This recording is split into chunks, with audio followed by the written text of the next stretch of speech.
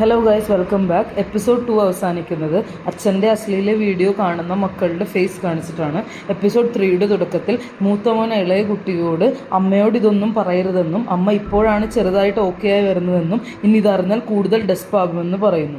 അപ്പോൾ ഇളയ കുട്ടി കരഞ്ഞുകൊണ്ട് നമ്മൾക്ക് മാത്രം എന്താണ് ഇത് സംഭവിക്കുന്നത്, ശരിക്കും അച്ഛൻ വല്ല തെറ്റും ചെയ്തിട്ടുണ്ടോ എന്ന് ചോദിക്കുന്നതിന് മൂത്ത കുട്ടി ഒന്നും മിണ്ടാതെ നിൽക്കുന്നത് കാണിച്ചുകൊണ്ടാണ് സീൻ എൻഡ് ചെയ്യുന്നത്. അടുത്ത സീനിൽ നായിക സൂപ്പർ മാർക്കറ്റിൽ നിന്ന് ഇറങ്ങി വന്ന് കാറിലേക്ക് കയറാൻ പോകുമ്പോൾ RBV ഫെർട്ടിലിറ്റി ഹോസ്പിറ്റലിൻ്റെ ന്യൂ ബ്രാഞ്ചസ് ഓപ്പൺഡ് എന്ന ബോർഡ് കണ്ട് ആ ഹോസ്പിറ്റലിലേക്ക് ഫോൺ വിളിക്കുന്നു. ഫോൺ വിളിച്ചിട്ട് ഹോസ്പിറ്റൽ ഇപ്പോൾ ഓപ്പൺ ആണോ എന്ന് സ്റ്റാഫിനോട് ചോദിക്കുമ്പോൾ സ്റ്റാഫ് ഓപ്പൺ ആണെന്നും ഡോക്ടർ അപ്പോയിൻമെൻറ്റ് ബുക്ക് ചെയ്യണോ എന്ന് ചോദിക്കുന്നതിന് നായിക തിരിച്ചു വിളിക്കാം എന്ന് പറഞ്ഞ് ഫോൺ വയ്ക്കുന്നു.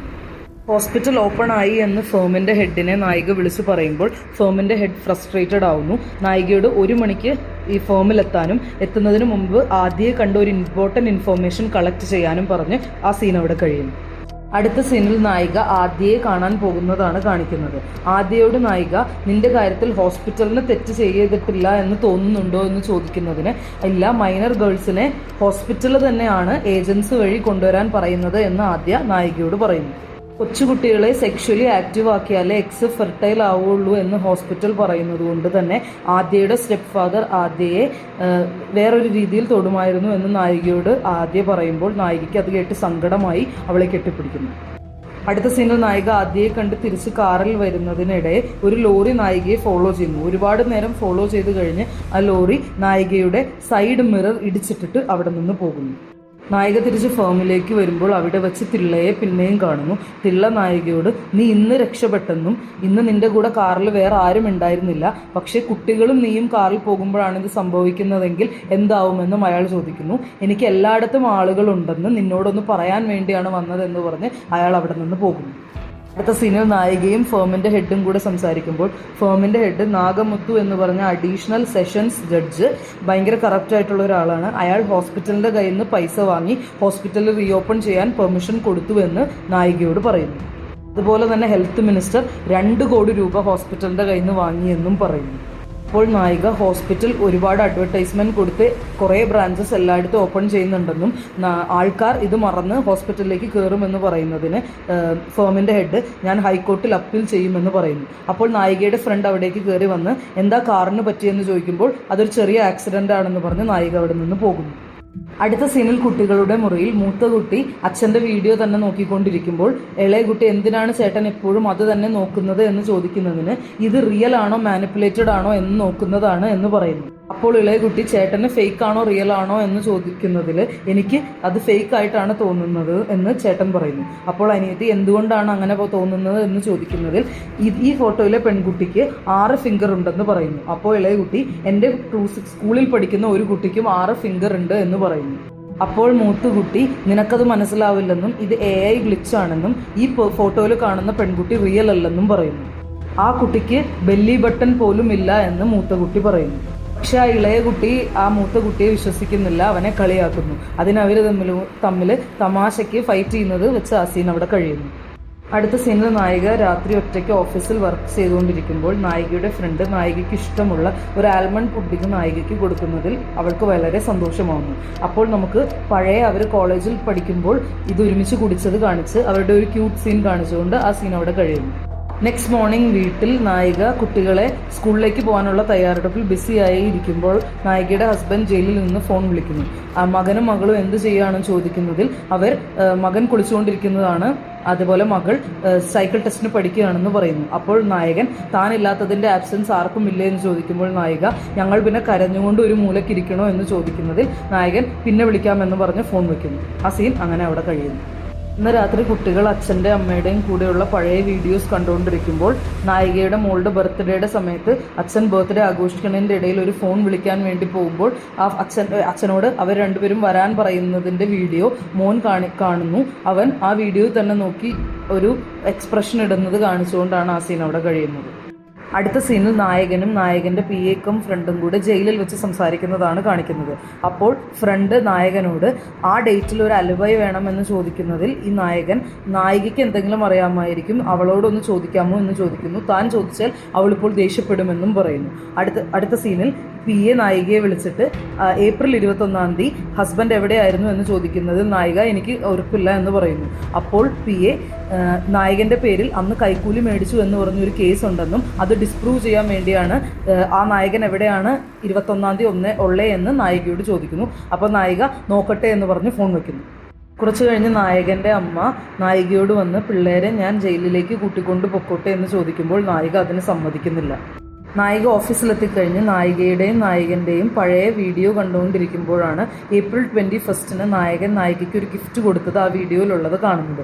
നായിക അപ്പം തന്നെ ആ PA വിളിക്കുന്നു. എന്നിട്ട് അയാളോട് PA ചോദിച്ച ദിവസം മഹാവീർ ജയന്തി ആയിരുന്നു എന്നും അന്ന് ഗുണയും ഞാനും പോണ്ടിച്ചേരി പോയേക്കുമായിരുന്നു എന്നും ഗുണ എനിക്കൊരു നെക്ലസ് ഗിഫ്റ്റ് ചെയ്തു എന്നും പറയുന്നു.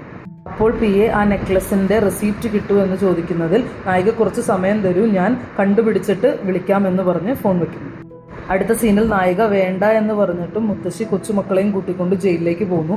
അപ്പോൾ മൂത്ത മോൻ ഞാൻ ജയിലിൻ്റെ ഉള്ളിലേക്ക് വരില്ല എന്ന് പറയുന്നതിൽ മുത്തശ്ശി വഴക്ക് പറഞ്ഞുകൊണ്ട് നീ എന്തായാലും വന്നേ പറ്റൂ, നിന്നെ പുറത്ത് നിർത്തിക്കൊണ്ട് ഞങ്ങൾക്ക് ഒറ്റയ്ക്ക് പോകാൻ പറ്റില്ല എന്ന് പറയുന്നു. അങ്ങനെ ജയിലിൻ്റെ സീനാണ് നമ്മളെ കാണിക്കുന്നത്. ജയിലിൽ വെച്ച് കുട്ടികൾ അച്ഛനെ കാണുന്നു. അതിലിളയ കുട്ടി അച്ഛന് ബർത്ത്ഡേ ഗിഫ്റ്റായിട്ടൊരു പടം വരച്ചു കൊണ്ടുവന്ന് കൊടുക്കുന്നു. പക്ഷേ മൂത്ത കുട്ടി അച്ഛൻ്റെ അടുത്ത് വരാതെ മാറിയാണ് നിന്നത്. നായിക ആ റെസീപ്റ്റിൽ നിന്ന് എന്തോ ഒരു ഷോക്കിംഗ് കാര്യം കണ്ടുപിടിച്ചിട്ട് PA വിളിച്ച് ചൂടാവുന്നു. നിങ്ങൾക്ക് വേണ്ടത് ആ റെസീപ്റ്റ് ആയിരുന്നുവെന്നും അതിന് ഏപ്രിൽ 21 എന്തിനാണ് നായകൻ എവിടെയാണെന്ന് നിന്നോട് ചോദിച്ചതെന്നും ചോദിക്കുന്നു. റെസീപ്റ്റ് വേണമെങ്കിൽ നേരിട്ട് അത് ചോദിച്ചാൽ പോരെ എന്നും ചോദിക്കുന്നു. നിങ്ങൾക്ക് ആ റെസീപ്റ്റ് MSP എൻ്റർപ്രൈസസ് ഒരു ഡ്രഗ് ലോഡ് കമ്പനിയുടെ പേരിലാണെന്ന് അറിയാമായിരുന്നെന്നും അയാൾക്ക് എതിരെയുള്ള എവിഡൻസ് എല്ലാം എന്നെ കരുവാക്കി നശിപ്പിക്കാനാണ് ശ്രമമെങ്കിൽ ഞാൻ അതിന് കൂട്ടുനിൽക്കില്ലെന്നും നായിക പറയുന്നു. അപ്പോൾ PA നിങ്ങൾ തമ്മിലുള്ള സൗന്ദര്യപ്പിണക്കമെല്ലാം മാറ്റിവെച്ചിട്ട് ദയവ് ചെയ്ത് ഹെൽപ്പ് ചെയ്യൂ എന്ന് പറയുന്നതിൽ അസിസ്റ്റന്റ് അഡ്വക്കേറ്റ് ജനറൽ എത്ര കൈക്കൂലി വാങ്ങിയെന്ന് എനിക്കറിയണമെന്നും പറഞ്ഞ് നായിക ഫോൺ വെക്കുന്നു. നായിക രാത്രി വീട്ടിൽ വർക്ക് ചെയ്തുകൊണ്ടിരിക്കുമ്പോൾ പാരസെറ്റമോളിൻ്റെ ടാബ്ലറ്റ്സ് കണ്ട് മോന് പനിയാണ് എന്ന് മനസ്സിലാക്കി റൂമിൽ ചെന്ന് നീ എന്തുകൊണ്ടാണ് എന്നോട് പനിയാണെന്ന് പറയാഞ്ഞെന്ന് ചോദിക്കുന്നു. അതിന് മോൻ ഒരു ചെറിയ പനിയാണെന്നും കുഴപ്പമില്ല എന്ന് പറയുന്നതിൽ നായിക സൂപ്പ് തയ്യാറാക്കി മോന് കൊടുക്കുന്നു. അങ്ങനെ അവർ സംസാരിച്ചു കൊണ്ടിരിക്കുമ്പോൾ മോൻ സേലത്തിലും ഈറോഡിലുമുള്ള പവർലൂം ഫാക്ടറീസ് ഷട്ട് ഡൗൺ ചെയ്യുന്നു. അവിടുത്തെ ആൾക്കാർക്ക് ഉപജീവന മാർഗം ഇല്ലാതായതുകൊണ്ട് ചെറിയ പെൺകുട്ടികളെ കൊണ്ട് അവരുടെ എഗ്ഗ് ദുഡോണ്ടേ ചെയ്യിപ്പിക്കുകയാണെന്നും മോൻ നായികയോട് പറയുന്നു. നായിക എനിക്ക് എന്താ പറയണ്ടേ എന്ന് അറിയില്ലെന്നും ഇതൊക്കെ നീ അറിഞ്ഞതിനെക്കുറിച്ച് ഞാൻ സന്തോഷിക്കണോ അതോ നീ ഇത്ര ചെറിയ കുട്ടിയായിട്ട് ഇത് അറിഞ്ഞതിനെ ആലോചിച്ച് വിഷമിക്കണോ എന്ന് ചോദിക്കുന്നു. അപ്പോൾ മോൻ ഞാൻ അറിഞ്ഞാൽ എന്താ കുഴപ്പം എന്ന് ചോദിച്ച് ചിരിക്കുന്നു. അത് കഴിഞ്ഞ് മോൻ നായികയോട് പ്രിസൻ്റെ അകത്തെല്ലാം സ്പൂക്കി ആയിരിക്കും എന്നാണ് വിചാരിച്ചതെന്നും പക്ഷേ അമ്പലത്തിലൊക്കെ പോകുമ്പോഴുള്ള ഒരു കാം ഫീലിംഗ് ആണ് പ്രിസൻ്റെ അകത്ത് കയറുമ്പോൾ എന്ന് മോൻ പറയുന്നതിൽ നായിക ഷോക്കായി അവനെ നോക്കി, പക്ഷെ അവനോടൊന്നും പറയാതെ ആ സീൻ അവിടെ കഴിയുന്നു. അടുത്ത സീനിൽ നായിക നായകൻ്റെ അമ്മയോട് ഞാൻ അത്ര പറഞ്ഞിട്ടും കുട്ടികളെ ജയിലിൽ കൂട്ടിക്കൊണ്ടു പോയതിന് വഴക്കിടുന്നു. അപ്പോൾ അമ്മ കുട്ടികൾക്ക് അച്ഛനെ കാണണം എന്ന് വിചാരിച്ചിട്ടാണ് കൊണ്ടുപോയെന്നതിനും അതിന് നായിക അവരെ പ്രസവിച്ചത് ഞാനാണെന്നും അവരിലെ ഡിസിഷൻ ഞാനാണ് എടുക്കുന്നതെന്നും വേറെ ആരും അതിൽ ഇടപെടണ്ട എന്ന് പറയുന്നു. അടുത്ത സീനിൽ ഫേമിൻ്റെ ഹെഡ് ഓഫീസിലേക്ക് വരുമ്പോൾ ഉമർ എന്ന് പറഞ്ഞ ആൾ ഫേമിൻ്റെ ഹെഡിനോട് മാം തന്ന അസൈൻമെൻറ്റ്സ് എല്ലാം കംപ്ലീറ്റ് ചെയ്തെന്നും ആ ഹോസ്പിറ്റലിനെതിരായുള്ള എവിഡൻസ് കണ്ടുപിടിച്ചെന്നും പറയുന്നു. എവിഡൻസ് കാണുന്നതിൽ നമുക്ക് മനസ്സിലാവും ആ ഹോസ്പിറ്റലിൻ്റെ നഴ്സും ആംബുലൻസ് ഡ്രൈവർ എല്ലാം ഇതിൽ ഇൻവോൾവ് ആണെന്ന്. അവൻ അതിൻ്റെ വീഡിയോ എടുത്ത് മാഡത്തിനെ കാണിക്കുന്നു. മാഡത്തിന് വളരെ സന്തോഷമാകുന്നു. ഇതിന്ന് അവരെ നമുക്ക് കൾപ്രിറ്റായി മുന്നിൽ കൊണ്ടുവരാമെന്നും ദിസ് ഇസ് ഫാന്റാസ്റ്റിക് എന്നും ഉമറിനെ പറഞ്ഞ് അപ്രീഷിയേറ്റ് ചെയ്യുന്നു. അടുത്ത സീനിൽ നായികയുടെ ഫ്രണ്ട് നായികയെ ഉച്ചയ്ക്ക് നമുക്ക് ഒരുമിച്ച് ലഞ്ച് കഴിക്കാമെന്ന് പറയുന്നു. പക്ഷേ നമ്മുടെ സ്നേഹ അത് ഇൻറ്ററപ്റ്റ് ചെയ്തുകൊണ്ട് ഞങ്ങൾക്ക് ഒരുമിച്ച് ലഞ്ച് കഴിക്കണമെന്നും പറഞ്ഞ് നായികയെ അവിടെ നിന്ന് കൊണ്ടുപോകുന്നു. അടുത്ത സീനിൽ ഹോട്ടലിൽ വെച്ച് നായികയുടെ ഫ്രണ്ട് അതായത് സ്നേഹ നായികയോട് നിങ്ങൾ തമ്മിൽ എന്താ ബന്ധമെന്നും നിങ്ങൾ തമ്മിൽ ജസ്റ്റ് ഫ്രണ്ട്സ് അല്ല എന്ന് തോന്നുന്നു എന്ന് പറയുന്നതിൽ നായിക അതെ ഞാനും ഹരിയും തമ്മിൽ പണ്ട് കോളേജിൽ വെച്ച് ഇഷ്ടമായിരുന്നെന്നും പക്ഷെ അത് കഴിഞ്ഞ് അത് തീർന്നെന്നും അത് കഴിഞ്ഞ് 1 വർഷം കഴിഞ്ഞ് ഞാൻ ഗുണയെ കണ്ടെന്നും അങ്ങനെ ഞങ്ങൾ കല്യാണം കഴിച്ചെന്നും സ്നേഹയോട് പറയുന്നു. അപ്പോൾ സ്നേഹ നായികയോട് കേസിൽ തനിക്കൊരു ലീഡ് കിട്ടിയെന്നും സെഷൻസ് കോർട്ട് ജഡ്ജിൻ്റെ ചേംബറിലേക്ക് ഹോസ്പിറ്റൽ തുറക്കാൻ വേണ്ടി ഒരു ഹ്യൂജ് എമൗണ്ട് ഓഫ് മണി വന്നെന്നും പറയുന്നു. അപ്പോൾ നായിക എനിക്കൊരു ലീഡും കിട്ടുന്നില്ലെന്നും കേസിലേക്ക് അതായത് ജോലിയിലേക്ക് വന്നിട്ട് ഒരു ഗ്യാപ്പ് എടുത്തതുകൊണ്ട് തന്നെ തനിക്ക് കിട്ടാൻ ചാൻസ് കുറവാണെന്നും പറയുന്നതിൽ സ്നേഹ പക്ഷേ ആരെങ്കിലും പറഞ്ഞാൽ മാത്രമേ നിങ്ങൾ ഗ്യാപ്പ് എടുത്തു എന്ന് പറയാൻ പറ്റുള്ളൂന്നും നിങ്ങൾ അത്രയും നന്നായിട്ടാണ് വാദിക്കുന്നതെന്നും നായികയോട് പറയുന്നു. അടുത്ത സീനിൽ നായിക ഓഫീസിലേക്ക് കയറി വന്ന് നായകൻ നായികയെ വീഡിയോ കോൾ ചെയ്യുന്നു ജയിലിൽ നിന്ന്. അപ്പോൾ നായകൻ നായികയോട് ആ ഹോസ്പിറ്റൽ കേസിൽ നിന്ന് മാറി നിൽക്കാനും ഫേമിനോട് മാറി നിൽക്കാൻ പറയാനും പറയുന്നു. അപ്പോൾ നായിക എനിക്കും എൻ്റെ ഫേമിനും എന്താ ചെയ്യേണ്ടതെന്ന് അറിയാമെന്നും നായകൻ പറയണ്ട എന്ന് പറയുന്നു. അപ്പോൾ നായകൻ നിന്റെ ഫേമോ എന്നൊക്കെ ആയോ എന്ന് നായികയോട് ചോദിക്കുന്നു. അപ്പോൾ നായിക നിന്റെ ആൾക്കാർ നിന്നെ കൈയൊഴിഞ്ഞതുപോലെ എൻ്റെ ഫേം ഒരിക്കലും എന്നെ കഴിയൊഴിയില്ലെന്നും എനിക്ക് അവരെ വിശ്വാസമാണെന്നും നായികനോട് പറയുന്നു.